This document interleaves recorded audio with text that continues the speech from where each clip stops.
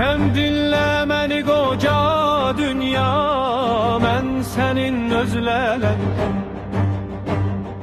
Türkem namertləri qınc olub, bölük bölük bölən.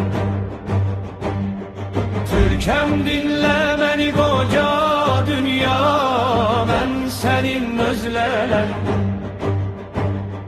Türkem namertləri qınc olub, bölük bölük bölən. Hem doğuyam hem batıyam, hakkın halal bir zatıyam, insanlığın nurvatıyam, həqiqəti bilən Türkem. Yola getsem yurd olmuşam, düşmənimə dərd olmuşam, yax dönüb bozqurd olmuşam, yad bağrını dələn Türkem. Hara getsem yurd olmuşam, düşmənimə dərd olmuşam, yax dönüb bozqurd olmuşam, yad bağrını dələn Türkem. Yollarıma gelen yağı, gel al məndən sinə dağı, başım üstə bu bayrağı, aləmlərə alan Türkem. Yollarıma gelen yağı, gel al məndən sinə dağı, başım üstə bu bayrağı, aləmlərə alan Türkem. Dağı daşı yarıb gelen, hanimanlar qurub gelen, cahana haykım gelen, aləmə səs salan Türkem.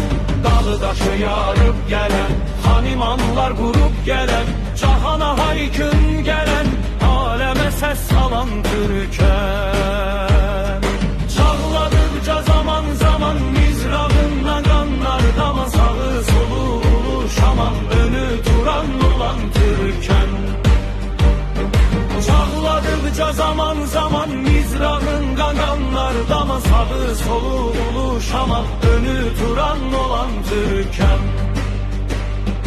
Qanad açıb uçmaq üçün, kainatı qucmaq üçün, aləmə nur saçmaq üçün, at üstündə gələn Türkem. Qanad açıb uçmaq üçün, kainatı qucmaq üçün, aləmə nur saçmaq üçün, at üstündə gələn Türkem. Mən sənin özlələn Türkem. Yollarıma gelen yağı, gel al məndən sinə dağı, başım üstə bu bayrağı, aləmlərə alan Türkem. Yollarıma gelen yağı, gel al məndən sinə dağı, başım üstə